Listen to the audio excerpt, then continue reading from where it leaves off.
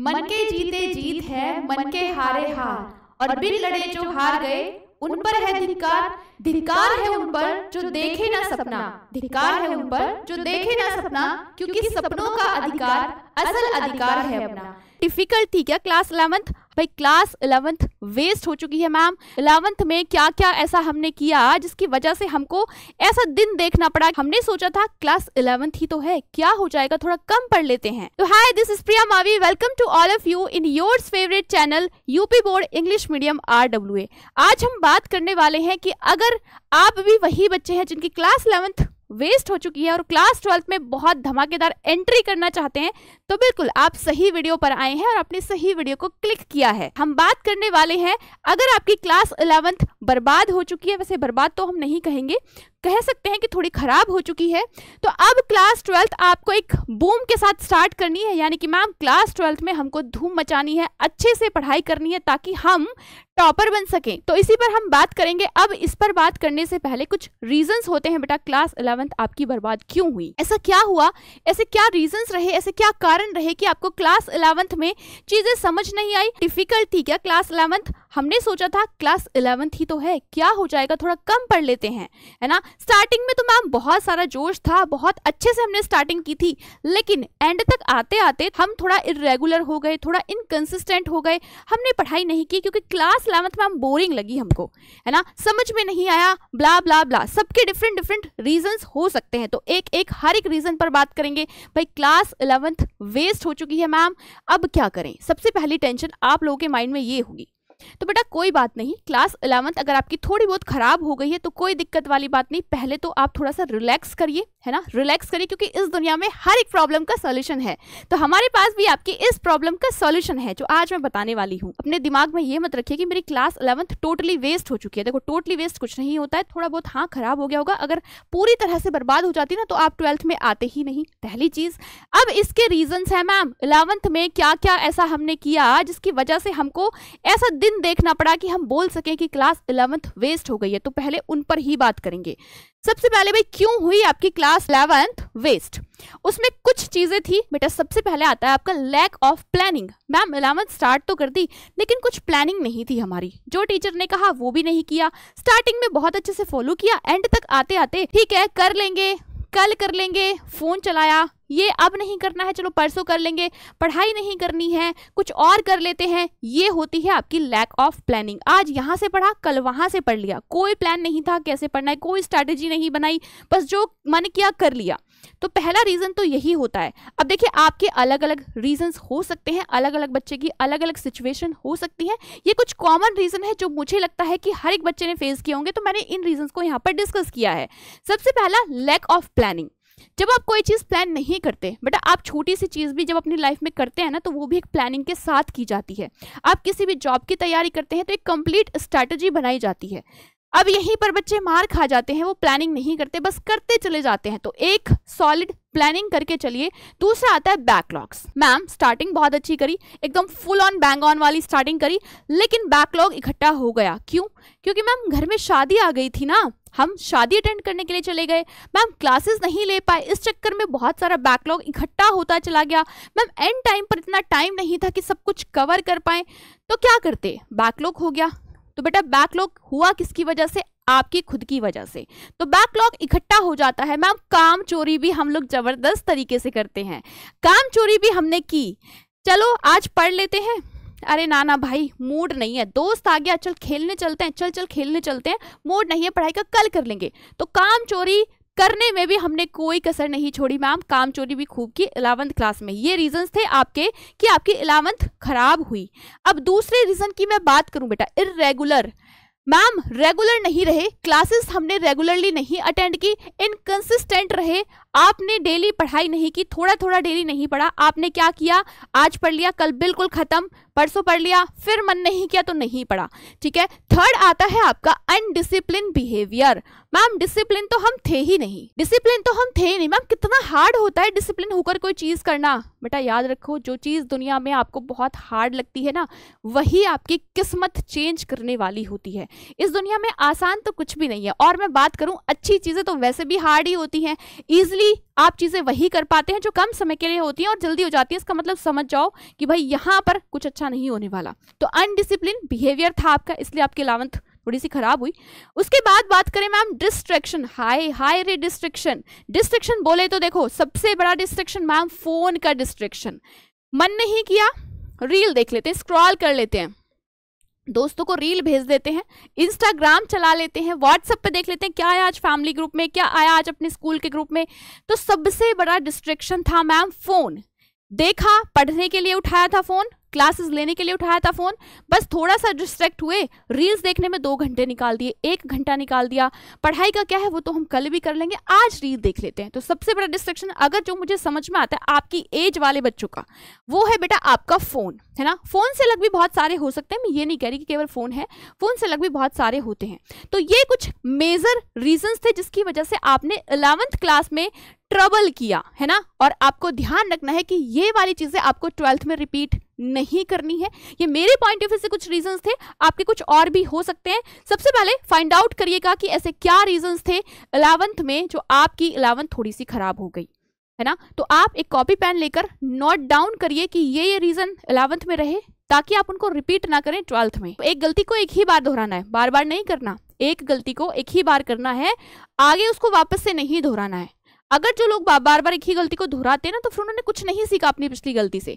तो आपको वो नहीं बनना। एक गलती लास्ट ईयर हो गई मैम, इस साल नहीं होगी, प्रॉमिस करिए सभी बच्चे मेरे से, ठीक है। आगे चलेंगे। अब मैम ये तो चलो हो गया, इसका सॉल्यूशन क्या है। अब कैसे हम क्लास 12th को स्टार्ट करें ताकि हम टॉपर बन सकें 12th में। मैम 11th तो हो गई है खराब, तो क्या अब भी हम टॉपर बन सकते हैं? बेटा बिल्कुल बन सकते हो। तो क्या करें 12th में कि हम टॉपर बन जाएं? बेटा सबसे पहले रेगुलरली क्लासेस अटेंड करनी है, डिसिप्लिन भी रहना है क्लासेस के अंदर, है ना। टाइम टू टाइम जो आपके टीचर्स कहें वो करना है।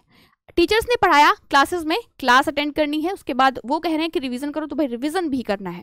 तो ये आपको करते हुए चलना है, समझ रहे हैं। स्टार्ट करते हैं अपनी क्लास 12th, बिल्कुल एक प्लान के साथ करना है, स्ट्रैटेजी के साथ स्टार्ट करनी है क्लास 12th, और अंत तक वही जोश वही जुनून आपके अंदर होना चाहिए कि भाई मेरा सपना है क्लास 12th में टॉप करने का, तो मुझे बहुत सारी मेहनत करनी पड़ेगी।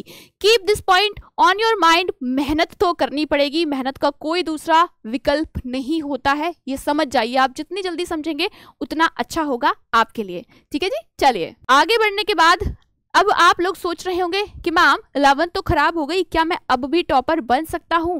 बेटा yes yes yes you can, yes आप अभी भी टॉपर बन सकते हैं। एक सही माइंडसेट, एक सही स्ट्रैटेजी और आपका रेगुलर कंसिस्टेंट पढ़ाई करना आपको टॉपर बना सकता है, अभी भी देर नहीं हुई है। अब हमारी बात करते हैं क्लास 11 से हम लोग जंप कर रहे हैं क्लास 12th में। क्लास 11 तो खत्म, क्लास 12th में हम लोगों ने जंप कर दिया है। उसके बाद हम लोग क्या करें?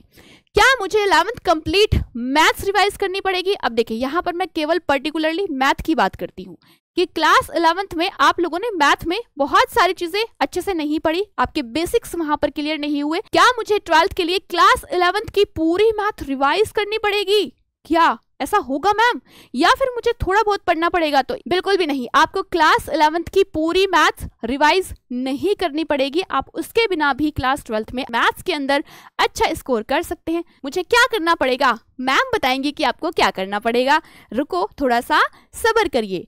अब क्लास 11th के बेटा कुछ ऐसे टॉपिक्स हैं जो आपको 12th में काम आते हैं। जब मैंने आपको 11th में पढ़ाया था, आपको बहुत बताया था कि ध्यान से पढ़ लो भाई, 12th में यही काम आने वाला है। बेसिक्स यहाँ अच्छे से क्लियर नहीं होंगे तो 12th में बहुत ट्रबल करोगे। तब तो आपने सुना नहीं, तो कोई बात नहीं। अब क्या मुझे कौन कौन से टॉपिक्स ऐसे हैं बेटा जो आपको कवर करने हैं 12th में जाने से पहले? सुनिएगा, ध्यान से सुनिएगा। तो वो टॉपिक है आपके, सबसे पहले आपको सेट पता होना चाहिए कि what is set. Class 11th में हमने सेट को पढ़ा था कि सेट क्या होता है, क्योंकि बेटा आपका सेट से कहीं ना कहीं आपका रिलेशन एंड फंक्शन जुड़ा हुआ है, जो कि आप क्लास 12th में चैप्टर नंबर 1 पढ़ते हैं। क्लास 12th का चैप्टर नंबर 1 आपका रिलेशन एंड फंक्शन ही है, जो कि आपका इंटरकनेक्टेड है सेट से। आपको सेट पता होना चाहिए, आपको कार्टेशियन प्रोडक्ट पता होना चाहिए, आपको ऑर्डर्ड पेयर पता होने चाहिए, आपको आना चाहिए जो हमने 11th में पढ़ा था, सेट और आपका रिलेशन एंड फंक्शन, ठीक है। उसके बाद भाई आपको फुल्ली ट्रिग्नोमेट्री 11th की पढ़नी पड़ेगी, क्योंकि 12th में इससे बहुत सारे चैप्टर्स इंटरकनेक्टेड हैं। उसके बाद में बात करूं बेटा परम्यूटेशन एंड कॉम्बिनेशन, आपको पता होना चाहिए क्योंकि प्रोबेबिलिटी में यूज होता है।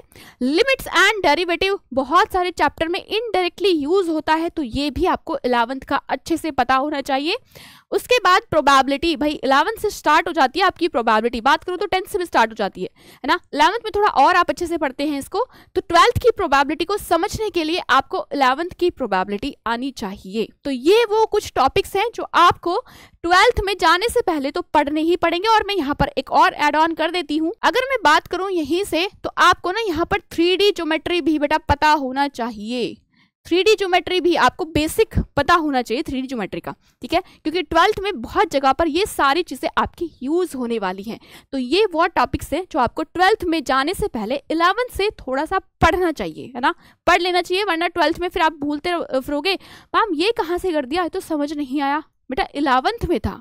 मैम ये कहाँ से आ गया, नहीं पल्ले पड़ा, बेटा 11th में था, पढ़ो जाके। तो ये वो टॉपिक्स हैं जो आपको पढ़ने चाहिए। जब भी आपको समय मिले इन सारे टॉपिक्स को पढ़ लेना 12th में जाने से पहले। अच्छे स्कोर करने के लिए तो पढ़ना ही पड़ेगा भाई, ठीक है। यहीं पर बात करूं कि आपको 12th में ऐसे कौन कौन से चैलेंजेस हैं जो फेस करने पड़ेंगे। देखो ऐसा तो हो नहीं सकता कि आपको चैलेंजेस ना आए। अगर आप कोई भी चीज में एंटर करते हो, स्टार्टिंग में वो बहुत अच्छी लगती है आपको, आप क्योंकि फुल्ली एनर्जेटिक होते हो कि भाई करना है 12th को फोड़ देंगे, 12th में मचा देंगे, 12th में 95 लाना है। स्टार्टिंग में तो आपके साथ ऐसा होता है, लेकिन जैसे जब आपका जर्नी स्टार्ट होता है, 2 महीने होते हैं, 3 महीने होते हैं, तो आप थोड़े से ना ऐसे हो जाते हो कि ठीक है चल कर लेंगे यार, तो आप भूल जाते हो कि आपने स्टार्ट क्यों किया था। तो बेटा कभी भी भूलना मत कि आपने शुरुआत क्यों की थी इस जर्नी की, आपको पता है आपने शुरुआत क्यों की थी। अगर किसी बच्चे के दिमाग में अभी भी ये चल रहा हो ना कि 12th के नंबर्स कहीं पर इतने वैल्यूबल नहीं होते, क्योंकि हमें CUT देना है उसके बाद 12th के बाद भी वैसे भी, तो नंबर्स कहाँ ऐड होते, तो ये बात दिमाग से निकाल दो, है ना। CUT भले ही आप दोगे, CUT में आपको फिर से मूव करना पड़ेगा अपने 12th पर। अगर आपकी 12th में बहुत अच्छे से आपने पढ़ाई की है तो CUT में आपको ज्यादा मेहनत की जरूरत नहीं पड़ती है, पढ़ना आपको फिर भी वही पड़ेगा, सब कुछ घूम फिर के आप वहीं आओगे जहां से आप चले हो। तो 12th में बहुत अच्छे से पढ़ाई करते हुए चलना है स्टार्टिंग से, ताकि आपको लास्ट में जाकर प्रेशर फील ना हो। फिर भी मैं बात करूं बेटा, थोड़ा प्रेशर तो आपको रहेगा क्योंकि बोर्ड्स हैं भाई, है ना, तो बोर्ड्स का प्रेशर तो देखो आपको फील कराया जाएगा, है ना। यहाँ से आपके इधर से उधर से कुछ बातें भी आपको सुनने को मिलेंगी, आहा तेरा तो इस बार बोर्ड है तो बहुत अच्छे से पढ़ाई कर, बोर्ड्स के सारे नंबर्स रिश्तेदार पूछते हैं फोन कर करके, बताओ भाई कितने नंबर आए आपके बेटे के, बताइए कितना क्या हुआ, कैसा रहा रिजल्ट्स, आपके मम्मी पापा से पूछेंगे, तो थोड़ा प्रेशर तो रहता है बोर्ड का, ये बात तो है। बेटा बेसिक्स पर फोकस करिएगा 12th क्लास में। 12th क्लास में हर एक चीज जो आप पढ़ाई जाएगी आपको, उसके बेसिक्स पर फोकस करते हुए चलेगा, ताकि आपको दिक्कत परेशानियां ना आए। मैथ्स की बात कर रही हूं मैं, ठीक है। अब नेक्स्ट की बात करें कि आपको रेगुलर रहना है, हम जो आपको क्लासेस में पढ़ाएंगे उसके लिए आपको रेगुलर रहना है, और वहां से आपको कंसिस्टेंसी भी बनाए रखनी है अपनी, और डिसिप्लिन में भी रहना है। देखो discipline is the must thing जो आपको 12th क्लास में करनी है, डिसिप्लिन में रहना है। डिसिप्लिन बोले तो रोज क्लासेस अपने टाइम पर अटेंड करनी है, एक शेड्यूल बनाना है अपना कि कब आपको क्लासेस करनी है, कब आपको सेल्फ स्टडी करनी है, कब आपको क्या करना है। देखो मैथ सब्जेक्ट है तो थोड़ा एक्स्ट्रा टाइम इसको देकर चलना पड़ेगा स्टार्टिंग से ही, तो सारे सब्जेक्ट को स्टार्टिंग से ही टाइम देकर चलेगा, ताकि एंड में आकर आपके ऊपर ज्यादा प्रेशर क्रिएट ना हो। इसी में एक और चीज ऐड कर देते हैं हम लोग, भाई देखो बोर्ड का प्रेशर तो रहता ही है, और रिश्तेदारों के ताने भी आपको मिलेंगे, तैयार रहिएगा, रिश्तेदारों के ताने भी आपको मिलेंगे, और हो सकता है बोर्ड के दौरान आपको बहुत सारे सेक्रीफाइस भी करने पड़ेंगे, है ना। मतलब कौन कौन से, जैसे कि आपके घर में किसी की शादी है, फंक्शन है, आप नहीं जा सकते, घर वाले भी कई बार आपको लेकर नहीं जाएंगे, तेरे बोर्ड से तू पढ़ ले, एग्जाम आने वाले हैं तो तुझे हम नहीं लेके जा रहे। तो बेटा छोटे छोटे सेक्रीफाइस हैं आपको करने पड़ेंगे 12th के लिए, क्योंकि 12th को आपको बहुत बेहतर बनाना है, इसीलिए, है ना। तो चीजों को अच्छे से आराम से बैलेंस करके चलेगा अभी से ही, ताकि आप एंड में जाकर कोई भी चीज अपनी खराब ना करें। अभी तो 11th के लिए बोल रहे हो, लास्ट में जाकर आपको ये ना बोलना पड़े कि आय हाय मेरी तो 12th भी खराब हो गई, तो उससे बचना है हम लोगों को। बस इसी सब चीज को देखते हुए बेटा आप लोगों के लिए हम लोगों ने एक कोर्स भी का PCM और PCB का, तो UP board English medium RWA channel, जहां पर आप मुझे देख भी पा रहे हैं, यहीं पर इसको सब्सक्राइब कर लो, क्योंकि आपको इस सब चीज के रिगार्डिंग यहाँ पर क्लासेस मिलने वाली है, एग्जाम ओरिएंटेड चीजें यहाँ पर आपको मिलने वाली है। और अगर कोई बच्चा हमारे साथ जुड़कर स्टडी करना चाहता है तो आपका बैच भी ऑलरेडी 1 अप्रैल से स्टार्ट हो चुके हैं रजिस्ट्रेशन, 7 अप्रैल से आपकी क्लासेस स्टार्ट हो चुकी है। डेमो आपको इसी चैनल पर मिल जाएंगे, आप आराम से डेमो को देखिएगा, उसके बाद आप बैच में एनरोल करेगा, ठीक है। तो चलिए मिलते हैं अगले किसी और वीडियो में, तब तक के लिए नमस्कार, अच्छे से पढ़िए, ऐसे ही मुस्कुराते रहिए।